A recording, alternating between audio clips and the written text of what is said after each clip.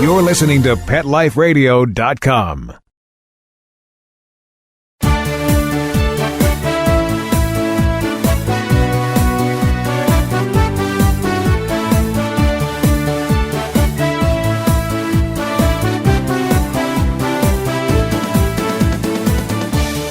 Hi, I'm your host, Chris Onthank, and welcome to the Canine Master Radio Show. Today we're going to talk about separation anxiety and how to treat the cause and not just the symptoms. You know, this is a very popular topic. Everybody talks about separation anxiety, and every week I got clients that are coming to me saying, Chris, you know, my dog is ripping up the house, he's crying, he's barking, you know, lots of behavioral issues when I leave. You know, how do we figure this out and how do we fix it? Well, we've got lots to cover today, and I'm going to get started right after these messages from our sponsors. Sit. Stay. We'll be right back, right after we kibble a little with our sponsors. Put on a perfectly possum pet party. Having an awesome birthday or adoption day celebration for your four-legged friend? Or just want a fun excuse to throw a fun party with your friends from the dog park? Deck out your party with Molly and Bandit Pet Party accessories. Party products designed specifically for pets. There are wearables, including adjustable pet party hats, bow ties, and tutus. The photo prop kits include funny glasses and hats. The party supplies and decorations include coordinating table covers, party banners, cake decorations, and treat bowls, cups, and bags. Everything you need to create great memories and Instagram-worthy photos. They're available in 2 colorful themes, Tropical and Fireman. It's a dog's life. Celebrate it with Molly and Bandit Pet Party at mollyandbanditpetparty.com/petlife. Let's talk pets on PetLifeRadio.com.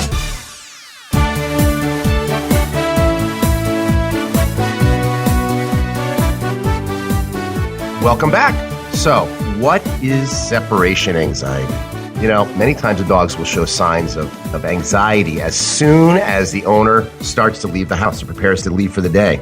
They start panting. They start pacing back and forth. They start salivating and barking and whining. I've even seen clients' dogs actually start to get aggressive to them as they try to leave the house. You know, and it can get really to be an issue. I recently had a client that came to me whose dog was so bad that they've never left the dog alone, I think, for like a year and a half or something kind of crazy like that.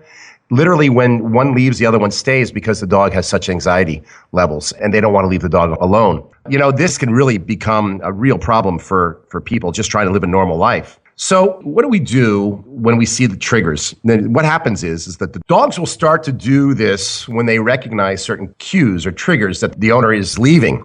Sort of like when you pick up your keys, you know, that's a big trigger to the dog. The dog will start reacting. When you put on your jacket, when you say, you know what, mommy's going to be right back. Oh, don't worry, I'll miss you today. I'll be right back, baby. You know, these are the kind of things that will put the dog in a panic mode. Dog will start to go, oh my gosh, she's leaving. What am I going to do? What am I going to do? You know, the dog will start going crazy. So I've even seen dogs start to defecate when the owners start to leave. So many behaviors out there have a common answer to this kind of problem. What they tell you to do is they say, we are going to desensitize the dog to you leaving. We're going to start to desensitize the dog to you picking up your keys. You put on your jacket, and then you take it off, and you wait a while. You leave for 5 minutes. You come back, and you gradually increase your time. You know, the problem with this technique is that it takes forever.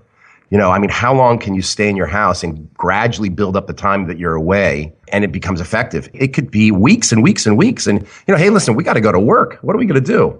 So, you know, it's really unrealistic for you to do this technique. I've seen people try it and they all get very, very frustrated. And then basically your dog will start learning the new triggers. So it really is not a solution in my mind. And I've not even known of a time that it did work. Maybe there's some people out there that have tried it and it has happened, and I'd like to hear about that. But I have found that it is not realistic. So, you know, you go to your veterinarian and you'll say, you know, what do I do? You know, my dog's gone crazy. I can't even go to work. They're going to try to probably prescribe a drug called Clomicalm.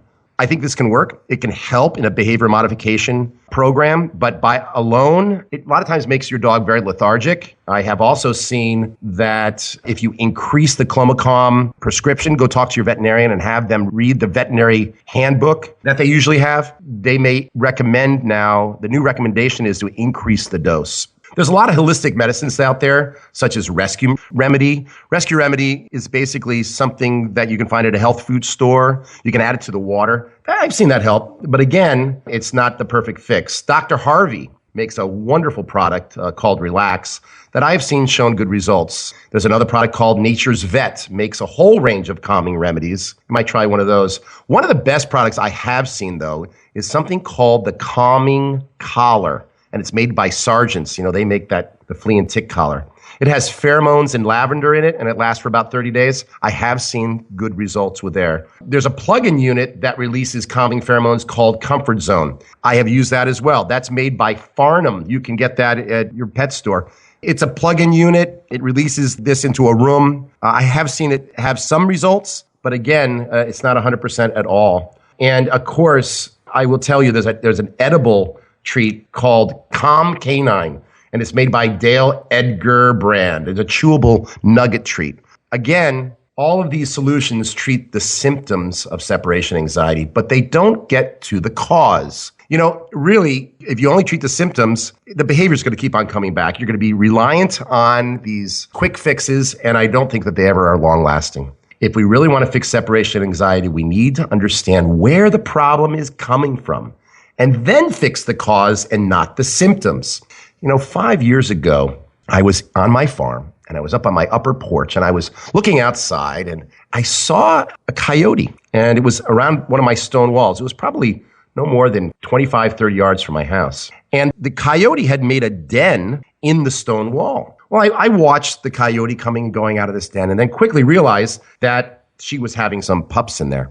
And one day, I actually took the opportunity when I saw her leave. It was in the afternoon. I sort of went down to the stone wall, and I peered in, and I could see about 6 little small pups lying there very quietly. One even looked up at me, but didn't move, just stayed almost really frozen and very quiet and waiting for their mom to return. When the mom returned later, her quiet baby saw her and got very excited, but they were really quiet when they were away. So about 6 weeks after that, I was up on my porch and I saw the mother coyote panting and pacing and running back and forth and yipping all around the den. At first, I didn't understand what was going on. And soon I noticed that there was a pup missing because I could see it walking across my pond, walking on the other side. And I realized that the reason why the mother was so freaked out and was traumatized was that she had lost one of her pups. Well, you know what? 30 minutes later, that young pup returned and the mom finally calmed down. But we see similar behaviors with litter of puppies. As a kid, I used to watch my grandmother do temperament testing of puppies, and we would take the mother out of the situation we take a puppy away from the mother. And the mother typically would start freaking out that one of her puppies was away. So when you leave your house, think about what your dog may be feeling. If your dog thinks of you as one of its pups or one of its puppies, you're going to create an anxious dog. This is the cause of separation anxiety. The cause of separation anxiety generally happens when the dog feels that it is in charge of your comings and goings. When your dog feels it is in charge of the territory. When your dog feels it is in charge of basically you. Basically, when you leave your dog is going, oh my gosh, I've lost one of my puppies. And the dog sees you as one of its puppies. So in these cases, we really need to change the role. We need to take your dog from chairman of the board down to that mailroom. And if you become the leader of the family by making you more dominant in that space and you in charge of the comings and goings, you're going to find that you're going to be treating the cause and not just dealing with the symptoms. And actually, the symptoms will go away. Okay, now time for a break from our sponsors. And when we return, I'll explain how to do this. How do we become the leader? And how do we become dominant in the territory and make these crazy behaviors of separation anxiety go away? Back to you shortly. Sit, stay. We'll be right back after a short pause. Well, 4 to be exact. Does your dog itch, scratch, stink, or shed like crazy? Come to Dynovite for help. Order a 90-day supply of Dynovite. Dynovite is nutrition. Pick up 2 bottles of Lico-Chops. Get the 3rd bottle free. New improved Lico-Chops with omega-3, omega-6, vitamin E. And now, 6 extra direct-fed microbials. Even better for the digestive tract and immune system. Try Lico-Chops. Buy 2, Get one free at Dinovite.com. DINOVITE.com.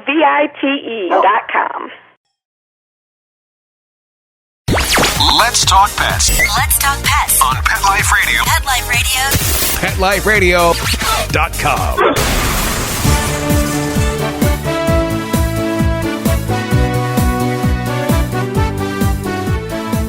Hi, welcome back to the Canine Master Show, and I'm Chris Onthank. And today, we're going to talk a little bit more about separation anxiety.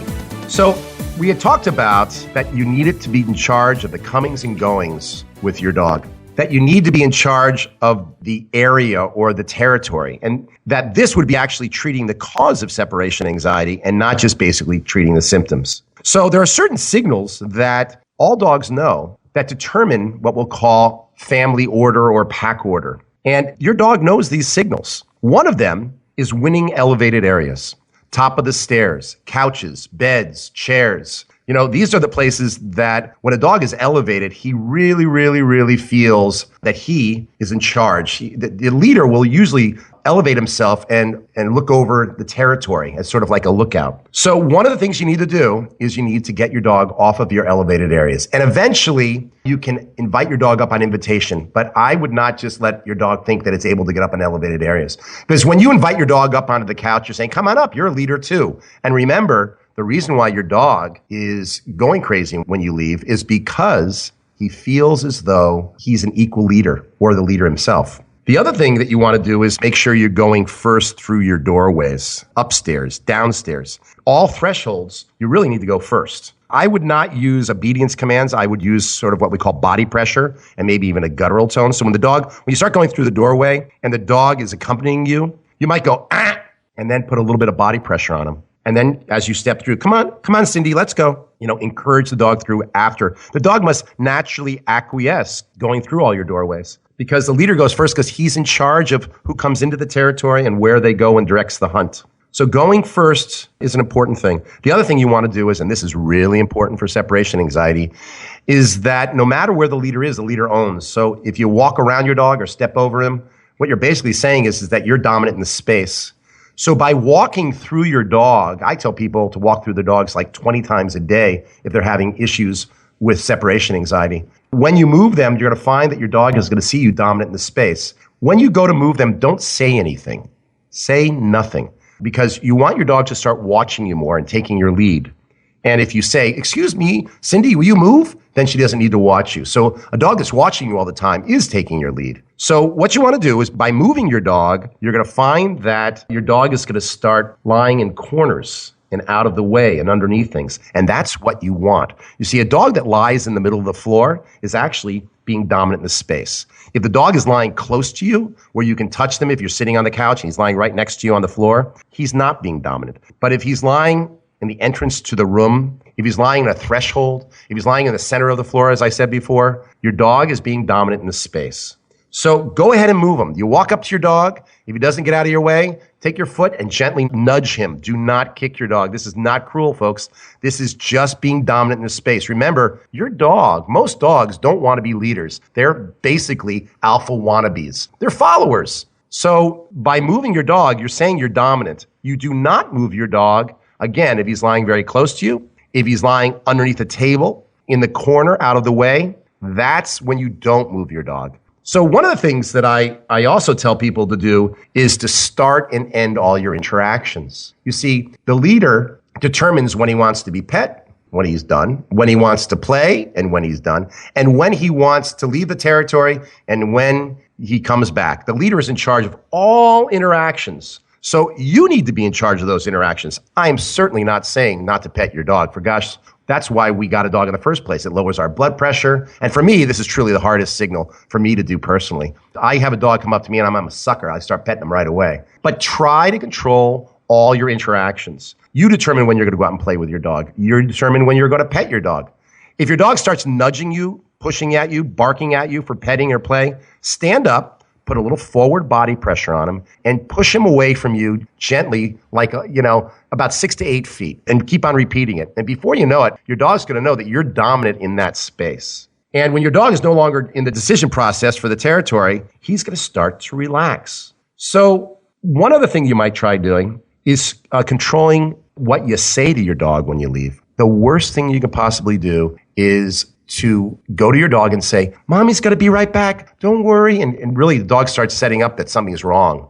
And then the other thing that you don't want to do when you come back is overexcitement. Oh my God, I missed you today. So the dog will start anticipating your return. And this can create anxiety. Gosh, it causes anxiety for me. I mean, the thing is, can you imagine if you came home? I can't imagine my wife coming up to me and jumping all over me and getting all excited to see me. I'd say, oh my God, you're crazy. When I come home, hey, hi, sweetie, how are you? Give her a peck on the cheek, and that's about it. That's kind of what you should do with your dog. Hey, Cindy, how are you? A little pat, pat. And into the house you come and look at your mail and do your thing. And don't make your comings and goings big events. Really keep them low key. So if you're doing that, that will also help. One of the worst things you can do, what I tell people to do is when you come home, wait about 5 minutes or so before you do your greeting and make your greeting kind of calm.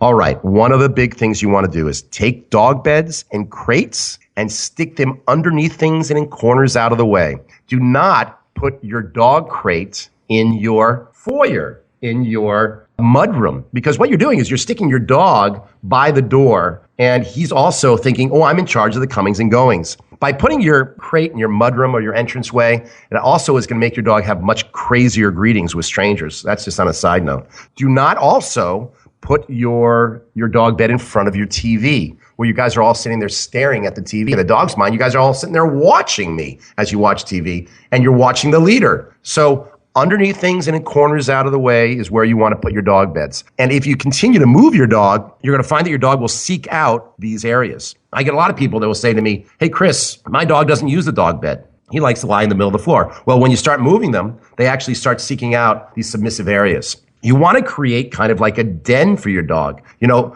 I sometimes will take a crate and put a blanket over it and make it dark. I also will put on a little bit of music, or put the TV on when I'm away. You know, so the dog gets to hear that noise that is normally going on when I'm around. If I'm one that listens to music, I'll put on nice classical music, leave it on for the dog, and I'll leave and I'll make a very low profile exit, and the dog will many times be calm. So back to putting my dogs in crates and underneath things. Make sure that your dog, when you're there, you'll find your dog will start seeking out these places. And what you'll find is that when you leave, your dog will seek out these places and they'll be much calmer. So this is what I would do. You'll find that when you do this, your dog is going to be much more relaxed, and we will be, again, treating the cause and not your symptoms.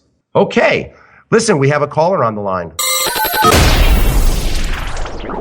Jamie, is there somebody here? Yes, I believe Emily from Stamford is on the line, and she has a question about separation anxiety, and is it okay for dogs to be in the bed? Okay. Hi, Emily. It's Chris Onthank, Canine Master. How are you today? Good. How are you doing, Canine Master? I'm doing great. I saw that you had actually asked a question on the Ask the Canine Master question platform, and you had asked a question on there, and I think it's great that you wanted to call in today. So, Emily, tell me a little bit about what's going on with your dog. Well, I have a little miniature dachshund, and I've had her for about 2 years.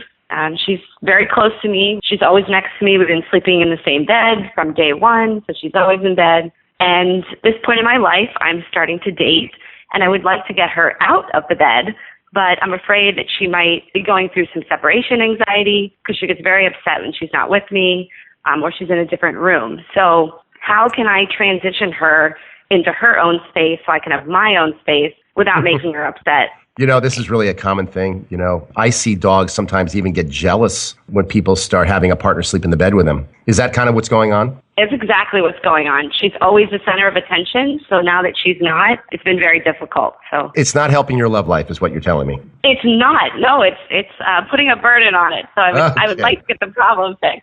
So what we want to do is, you know, I don't know whether you've been able to listen to the rest of the show, but basically we need to change the way the dog views your relationship. Okay. What's her name again? Her name is Madeline. Madeline. So, well, what I would do is I would take Madeline, and I love dachshunds, by the way, and I also want to tell you I grew up with a dachshund underneath my arm my whole childhood in bed. So I get it. Sleeping with dachshunds, I think, is one of the coolest things going. Yeah. And they're so cuddly. But here's the thing. Is that it's going to create anxiety if the dog is on an elevated area with you all the time. I tell people two things. First of all, if the dog's going to be in bed with you, it should be at the foot of your bed, not up by your head and sleeping on your pillow where it's dominating you. she definitely likes to get under the sheets and really burrow right next to me. So Yeah. Okay. that's another problem.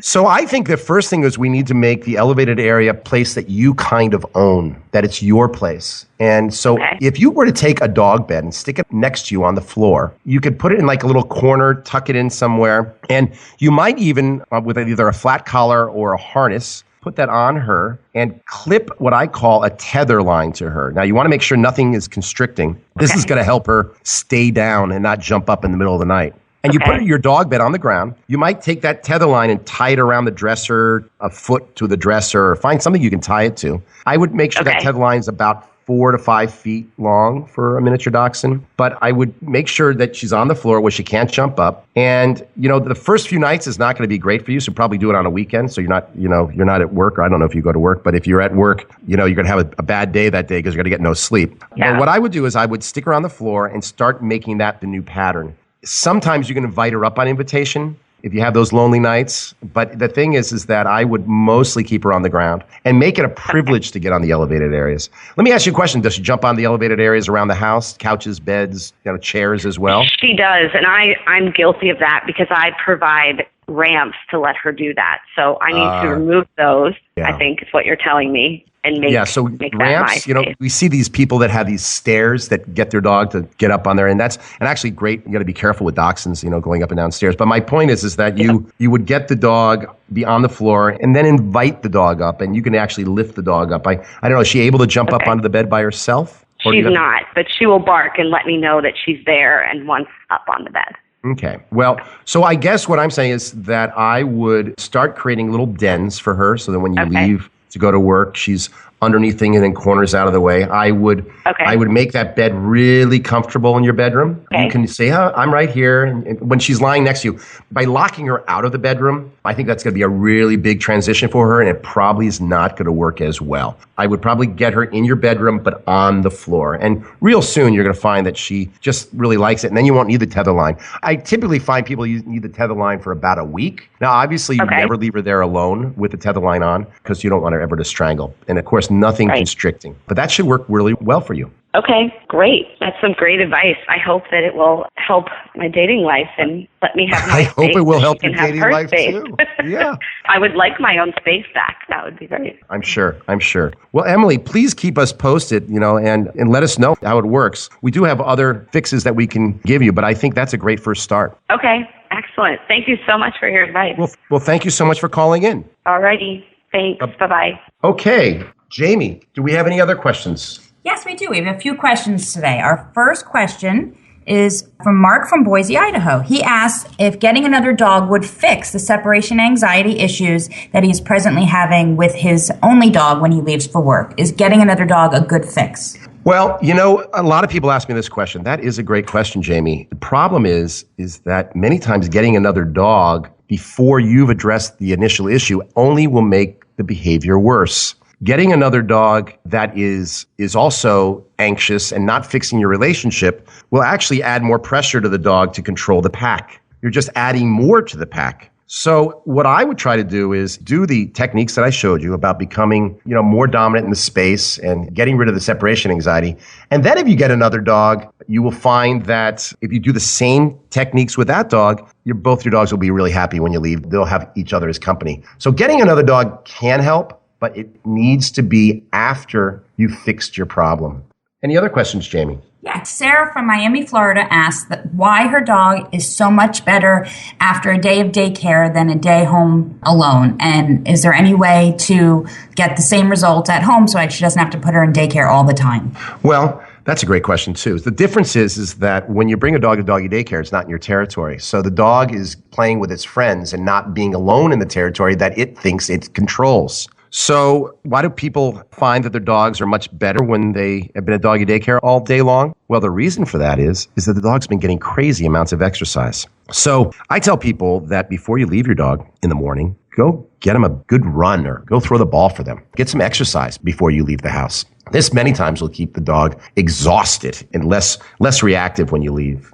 Chris, I actually have another question. This is from a friend of mine who has tried several of these techniques with some success. They live in New York City and they have a small dog who they leave and they both work. And they asked me about, in this day of technology, there's a lot of options for pets. There's the IC Pooch and some remote feeders that you can give treats on a variable schedule from a remote. And she wanted to know what you thought about those types of tools. There's two products that you're talking about, Jamie, and one of them I actually have seen cause reverse results. So the one that I have seen cause reverse results, and I don't mean to bash any products, is the IC Pet. I think it's great for you to be looking at your own dog, but when your dog can see you, it adds to frustration. It can actually make the dog have more separation anxiety. So, because what happens is you're there and then you disappear. And I heard of one client whose dog just sat by the IC Pet monitor and the dog was just sitting there all day long. So I think it's great for you to look at your own pet, but when your dog gets to see glimpses of you and it gets the frustration that it can't be with you, it may actually add to the frustration. As far as the remote feeders and on the variable schedule, and that's where the treat dispenses, and I guess you can dispense your treat as remotely when you're at your office. You can give your dog a few more treats and maybe talk to your dog. I think that may be a great thing. I think that anything on a variable schedule where the dog gets addicted to a device, the dog is now focusing on that device and not to you being away. But again, let's talk about this. This is also treating the symptoms. It's not really getting to the reason why the dog is having separation anxiety. And the reason why your dog's having separation anxiety is that in most cases, it sees you as one of its puppies. And you don't want to be one of its puppies. You want to be your dog's leader, and you control the comings and goings. And pretty soon, you're going to find that separation anxiety goes away. All right. Well, that's it for today. And be sure to visit caninemaster.com. That's CANINEMASTER.com. And you can always click on Ask the Canine Master and leave your questions for me. And I will do my best to get back to you. And I may even have you call in to the show with your questions. So send me your videos and your photos so I can see what's going on with your dog, and I will help you master the solution with your dog. Goodbye for now, and see you next time on Canine Master Radio, where I will continue to help you master the relationship with your dog. Let's Talk Pets, every week on demand, only on PetLifeRadio.com.